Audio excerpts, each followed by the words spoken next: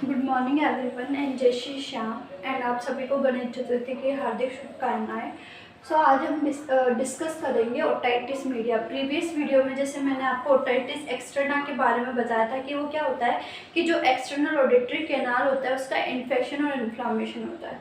तो अभी हम बात करेंगे ओटाइटिस मीडिया के सेशन में। अभी मे बी ईयर की डिजीज़ कंप्लीट करेंगे। तो ओटाइटिस मीडिया क्या होता है कि ओटाइटिस मीडिया इज व्हाट कि ओटाइटिस इज व्हाट कि इन्फेक्शन या इन्फ्लामेशन, इन्फेक्शन या इन्फ्लामेशन हम बोल सकते हैं इसे। किसका? मीडिया मतलब मिडिल ईयर, मिडिल ईयर। तो ओटाइटिस मीडिया बेसिकली क्या होता है? इन्फेक्शन और इन्फ्लामेशन होता है किसका? मिडिल ईयर का। इसमें बेसिकली क्या होता है ओटाइटिस मीडिया के अंदर जो मिडिल ईयर स्पेस होता है किसके बीच में? Tympanic membrane, tympanic membrane and inner ear के बीच में। यानी इसके अंदर क्या होता है कि जो मिडिल ईयर स्पेस बोल सकते हैं हम, टिम्पैनिक मेम्ब्रेन और इनर ईयर के बीच में जो स्पेस प्रेजेंट होता है उसके अंदर क्या होना? फ्लूइड का एक्यूमुलेशन हो जाना। फ्लूइड का एक्यूमुलेशन होना किसके अंदर? मिडिल ईयर स्पेस के अंदर। वहाँ पे इन्फेक्शन और इन्फ्लामेशन हो जाना जो फ्लूइड होता है उसके अंदर, that is called otitis media. यानी ओटाइटिस मीडिया में बेसिकली अगर हम बात करें तो ये मिडिल ईयर का इन्फेक्शन होता है जो कि स्पेस, जो मिडिल ईयर के में जो स्पेस प्रेजेंट होता है जो कि किसके बीच में होता है? स्पेस टिम्पैनिक मेम्ब्रेन और इनर ईयर के बीच में जो स्पेस होता है उसके अंदर क्या हो जाना? फ्लूइड का एक्यूमुलेशन हो जाना, that is called otitis media. Otitis media जो होता है इसके अंदर मेनली अगर बात करें तो जो ये टिम्पैनिक मेम्ब्रेन और इनर ईयर के बीच में जो स्पेस होता है ना, मेनली इस पे एयर फिल्ड होती है, मतलब एयर प्रेजेंट होती है। लेकिन कभी कभी इसमें क्या होता है म्यूकस के साथ में फ्लूइड भी क्या हो जाता है? प्रेजेंट हो जाता है, म्यूकस विद फ्लूइड। कि नॉर्मली तो यहाँ पे एयर फिल्ड होती है किसके बीच में? टिम्पैनिक मेम्ब्रेन और इनर ईयर के बीच में जो स्पेस होता है उसके अंदर। लेकिन कभी कभार इसमें म्यूकस के साथ में जो फ्लूइड होता है वो भी क्या हो जाता है? एक्यूमुलेट हो जाता है। इसे ही हम क्या कह रहे हैं? मेनली ओटाइटिस मीडिया कह रहे हैं। जब ये म्यूकस एंड फ्लूइड जो है वो क्या हुआ है? एक्यूमुलेट हुआ है किसके बीच में? जो टिम्पैनिक मेम्ब्रेन और इनर ईयर के बीच में जो स्पेस होता है उसके अंदर, जिसकी वजह से यहाँ पे हमें देखने को मिलता है क्या कि यहाँ पे इन्फेक्शन और इन्फ्लामेशन हुआ है। मे बी वो वायरल पैथोजेंस की वजह से हो सकता है। तो वो क्या होता है? ओटाइटिस मीडिया होता है। ये मे बी चिल्ड्रंस के अंदर देखने को मिलता है ज़्यादा, लेकिन एडल्ट्स के अंदर भी ये होने के चांसेस होते हैं। बात करें हम टाइप्स ऑफ ओटाइटिस मीडिया की, कितने टाइप्स के ओटाइटिस मीडिया होते हैं यहाँ पे, तो ज़्यादा 3 types of otitis media. First होता है एक्यूट ओटाइटिस मीडिया,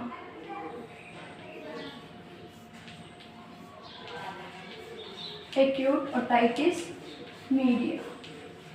जो सेकेंड टाइप होता है वो होता है mainly otitis media with effusion, media with effusion. Effusion is what कि कलेक्शन ऑफ फ्लूइड हो गया, ठीक है। और थर्ड जो होता है वो होता है क्रॉनिक सुपरेटिव या क्रॉनिक ओटाइटिस मीडिया, हम इसे बोल सकते हैं सुपरेटिव ओटाइटिस मीडिया। तो फर्स्टली हम बात करेंगे there are 3 types of otitis media: acute otitis media, otitis media with effusion and chronic otitis, chronic suppurative otitis media या क्रॉनिक ओटाइटिस मीडिया। तो फर्स्ट हम बात करेंगे एक्यूट ओटाइटिस मीडिया। एक्यूट यानी वर्ड से ही समझ में आ रहा है कि लॉन्ग ड्यूरेशन नहीं होता है इस डिजीज का, या जो भी इन्फ्लामेशन हुआ है फ्लूइड का वो लॉन्ग टाइम तक प्रेजेंट नहीं होता, शॉर्ट टाइम के लिए ही होता है। इसे मेनली हम एक्यूट सुपरेटिव ओटाइटिस मीडिया या प्रोलॉन्ग्ड ओटाइटिस मीडिया भी हम इसे कह सकते हैं, ठीक है। मतलब लॉन्ग ड्यूरेशन नहीं होता है इसका, मेनली हम कह सकते हैं कि मतलब ज़्यादा प्रोलॉन्ग्ड ओटाइटिस मीडिया हम इसे कहते हैं। इसके अलावा इसके अंदर क्या होता है कि जो फ्लूइड हुआ है वो कहाँ पे प्रेजेंट है, हुआ है मिडिल ईयर के स्पेस में। यानी जो मिडिल ईयर होता है हमारा, जो स्पेस होता है वहाँ पे क्या होता है, फ्लूइड प्रेजेंट होता रहा है, ठीक है। अब फ्लूइड प्रेजेंट होगा तो फ्लूइड किसकी वजह से, मे बी वायरल कोई पैथोजेंस हुआ है उसकी वजह से फ्लूइड प्रेजेंट हुआ है, ठीक है। तो उसकी वजह से जो इन्फेक्शन एंड इन्फ्लामेशन हो रहा है that is called acute otitis media. इसके अलावा कुछ साइन एंड सिम्टम्स हमें देखने को मिलते हैं इसके, जो फ्लूइड एक्यूमुलेशन हुआ है उसकी वजह से, कि इन्फेक्शन के मे बी साइन वो शो कर रहा है कि इन्फेक्शन की वजह से क्या हुआ है, एक्यूट ओटाइटिस मीडिया हुआ है। सेकेंड बात करें हम otitis media with effusion, otitis media with effusion. इसको जो ओटाइटिस मीडिया विथ इफ्यूजन होता है इसे सेकेंडरी ओटाइटिस मीडिया या फिर सीवियर कंडीशन वाला ओटाइटिस मीडिया कहते हैं। इसके अंदर क्या होता है कि जैसे मैंने बताया ओटाइटिस मीडिया में फ्लूइड एक्यूमुलेट होगा किसके अंदर, मिडिल ईयर के अंदर। यहाँ पे भी फ्लूइड का एक्यूमुलेशन होगा मिडिल ईयर स्पेस में, लेकिन जो फ्लूइड एक्यूमुलेशन हुआ है उसकी वजह से यहाँ पे जो एस्टेशियन ट्यूब होता है,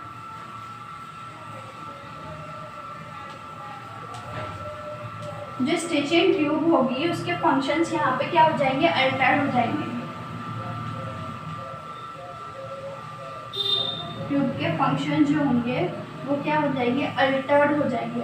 अल्टर्ड होने की वजह से यहाँ पे क्या होगा कि नेगेटिव प्रेशर अराइज होगा, कि अब एस्टेशियन ट्यूब के फंक्शन हो गए, अल्टर्ड हो गए, तो उसकी वजह से क्या होगा, नेगेटिव प्रेशर अराइज होगा। कहाँ पे, जो एस्टेशियन ट्यूब होगी वहाँ पे जो फ्लूइड प्रेजेंट है वहाँ पे, उसकी वजह से यहाँ पे क्या होगा, नेगेटिव प्रेशर हमें अराइज देखने को मिलेगा, ठीक है।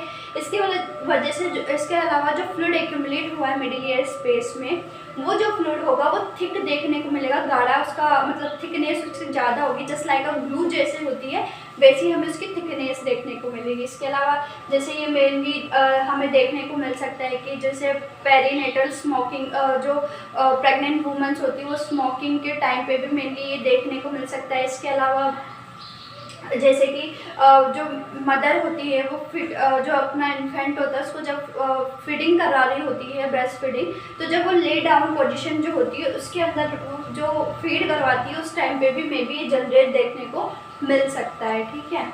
इसके बाद बात करेंगे हम इसकी, और थर्ड जो टाइप आता है वो होता है chronic suppurative otitis media. Chronic suppurative otitis media. ये क्या होती है, क्रॉनिक वर्ड से ही समझ में आ रहा है कि लंबे टाइम तक होने वाली, ठीक है, लॉन्ग पीरियड तक होने वाली और एक सीरियस कंडीशन हम इसे बोल सकते हैं। ये कब अराइज होगी, रिपीटेड एक्सपोजर ऑफ, यानी बार बार एक्यूट ओटाइटिस मीडिया होने की वजह से ये क्या कंडीशन क्या होगी, अराइज होगी। बार बार ओटाइटिस मीडिया हो रहा है ऐसा तो नहीं डायरेक्ट क्रॉनिक कंडीशन अराइज हो जाएगी, नहीं। जब एक्यूट ओटाइटिस मीडिया बार बार होगा, बार बार देखने को मिलेगा, तो उसकी वजह से हमें क्रॉनिक सुपेरेटिव ओटाइटिस मीडिया हमें देखने को मिलता है। इसकी वजह से क्या होता है कि जो टिश्यूज़ होते हैं ईयर के आसपास के जो टिश्यूज़ हो जाते हैं वो डैमेज हो जाते हैं, और साथ में जो हमारी ईयर ड्रम या जिसे हम टिम्पैनिक मेम्ब्रेन कहते हैं, क्योंकि साउंड्स को ट्रांसमिट करने के काम आती है, उसमें भी हमें क्या देखने को मिलता है, होल देखने को मिलता है, यानी परफोरेशन यहाँ पे हमें देखने को मिलता है ईयर ड्रम में, किसके अंदर, जो क्रॉनिक जो सुपेरेटिव ओटाइटिस मीडिया होता है उसके अंदर। साथ में यहाँ पे जो मेस्टोइड बोन होती है उसका भी हमें क्या देखने को मिलेगा, इन्फेक्शन और इन्फ्लामेशन देखने को मिलेगा, यानी जो मेस्टोइड बोन होगी वो भी यहाँ पे क्या हो जाएगी, अफेक्ट होगी।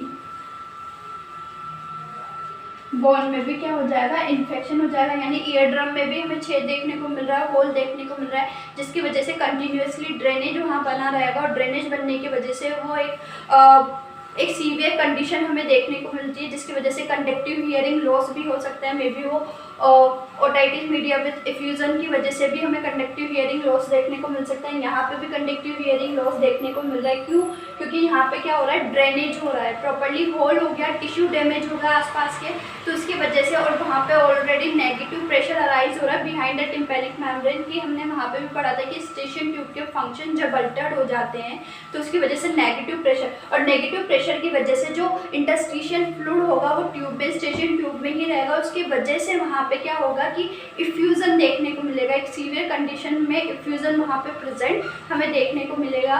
या फिर एक क्रॉनिक कंडीशन हमें वहाँ पे देखने को मिलेगी। होल हो गया वहाँ पे, तो वो चीज़ होती है। इसके अलावा क्या क्या कारण हो सकते हैं, क्या क्या कोज है मेनली ओटाइटिस मीडिया होने के। कॉजेस की अगर हम बात करें तो फर्स्टली जैसे कि हमने पढ़ा यहाँ पे वायरल पैथोजेंस की वजह से देखने को मिल रहा है। इसके अलावा जो हमारे ईयर ड्रम में क्या हुआ है, होल हुआ है, उसकी वजह से हमें ये देखने को मिल रहा है। और इसके अलावा कह सकते हैं कि अपन जैसे कि ईयर ड्रम में होल हो गया, इसके अलावा कि क्या हुआ है, जो एयर है वहाँ पे फ्लूइड एक्यूमुलेशन की वजह से हमें ये देखने को मिल सकता है। कोई भी एलर्जिक कंडीशन में हमें ये देखने को मिल सकती है, कोई भी एलर्जिक कंडीशन हो गई। इसके अलावा जो कार्सिनोमा जो होता है, जो हमारा स्टेशियन ट्यूब होता है उसमें कार्सिनोमा यानी आउट पाउचिंग की वजह से हमें वहाँ पे देखने को मिल सकता है कि आउट पाउचिंग हो गई। किसके अंदर, जो स्टेशियन ट्यूब होता है, स्टेशियन ट्यूब के ऑब्स्ट्रक्शन की वजह से भी हमें क्या देखने को मिलता है, ओटाइटिस मीडिया यहाँ पे देखने को मिल सकता है। बाद में इसके अलावा इसकी बात करें पैथोफिजियोलॉजी की कि कैसे कैसे अफेक्ट करता है।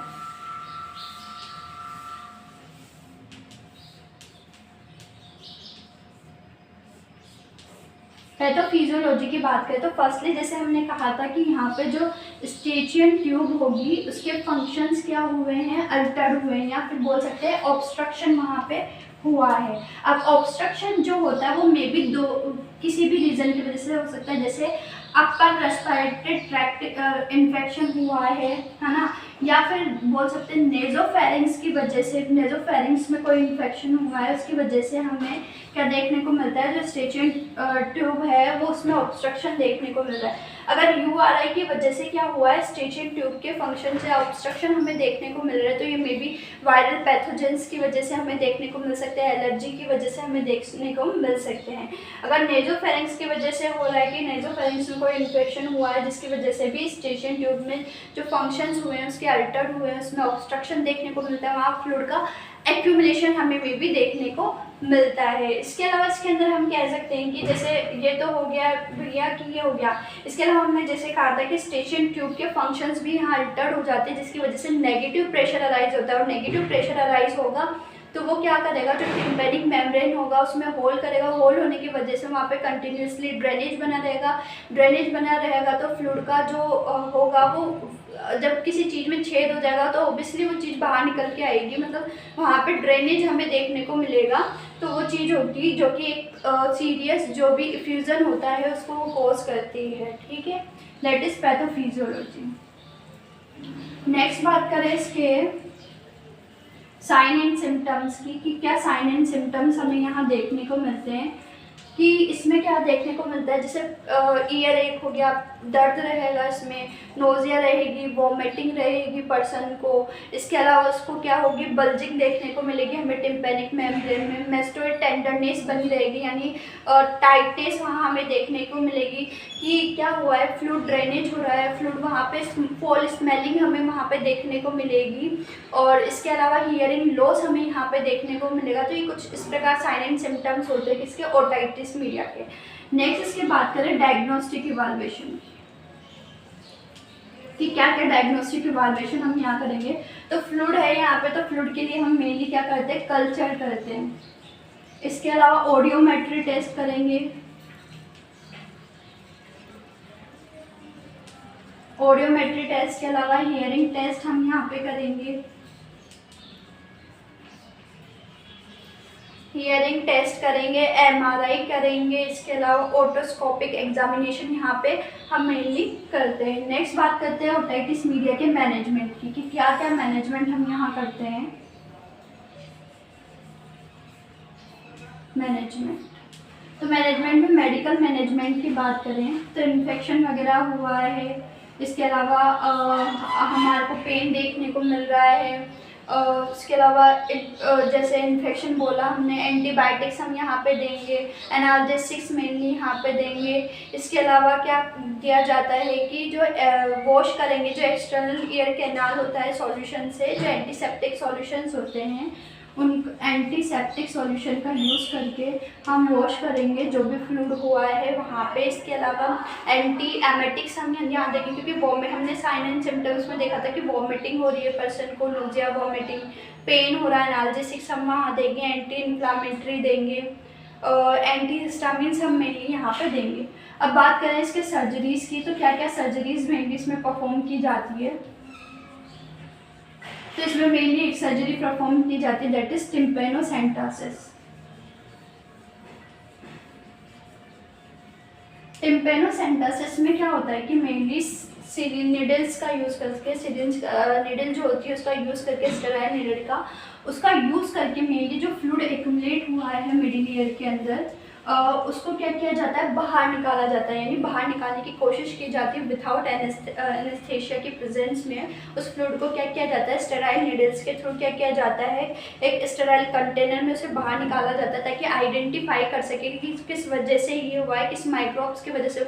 इसके अलावा ये जो ये फ्लूइड है वो क्या करता है, माइक्रो ऑर्गेनिज्म को, बैक्टीरिया को, इनको फेवरेबल एनवायरनमेंट देगा। जैसे हमने वहाँ पढ़ा था कि एयर ऑब्स्ट्रक्ट हो जाएगी, ऑब्स्ट्रक्शन हो गया स्टेचिंग ट्यूब में। अब वहाँ पे क्या होती है, मेनली तो हमने कहा था कि मिडिल ईयर स्पेस में क्या होती है, एयर प्रेजेंट होती है, लेकिन वहाँ फ्लूइड एक्यूमुलेट हो जाता है, म्यूकस एक्यूमुलेट हो जाता है, जिसकी वजह से एयर वहाँ पे फिल्ड हो जाती है और वहाँ पे हमें एक माइक्रो ऑर्गेनिज्म की ग्रोथ हमें वहाँ देखने को मिलेगी, बैक्टीरिया की ग्रोथ हमें वहाँ पे देखने को मिलेगी। तो वही चीज़ होती है कि टिम्पेनोसेंटासिस के अंदर हम मेनली एक नीडल या सिरिंज बोल सकते हैं, हम इसका यूज़ करेंगे ताकि जो भी वो फ्लूइड एक्यूमुलेट हुआ है उसे बाहर निकाल के उसका एग्जामिन कर सके कि किसकी वजह से ये मेनली हमें देखने को मिला है। इसके अलावा इसके अंदर हम सॉल्यूशन जैसे आइसोप्रोपाइल एंड अल्कोहल सॉल्यूशंस का हम यहाँ पे यूज़ करते हैं टिम्पेनोसेंटासिस के अंदर। That is otitis media. Otitis media is what कि मिडिल ईयर का इन्फेक्शन एंड इन्फ्लामेशन। कल हमने पढ़ा था ओटाइटिस एक्सटर्नल यानी एक्सटर्नल ऑडिटरी कैनाल का इन्फेक्शन या इन्फ्लामेशन, और आज हमने पढ़ा है ओटाइटिस मीडिया यानी मिडिल ईयर का इन्फेक्शन इन्फ्लामेशन। 3 टाइप्स का होता है, acute otitis media with effusion and chronic suppurative otitis media. वही हमने पैथोफिजियोलॉजी पढ़ी, मैनेजमेंट इसका पढ़ा, सर्जरी में टिम्पेनोसेंटासिस यहाँ पे की जाती है। तो ये सब क्या होते हैं, मेनली सर्जिकल मैनेजमेंट होता है, इसका एक ही है। और मेडिकल मैनेजमेंट में एंटीबायोटिक्स हो गया, एनाल्जेसिक्स हो गई, एंटीहिस्टामिन्स हो गई, तो ये सब क्या किया जाता है, दिया जाता है। और अगर इसमें किसी को भी डाउट हो तो प्लीज़ अपने डाउट मुझसे शेयर करें।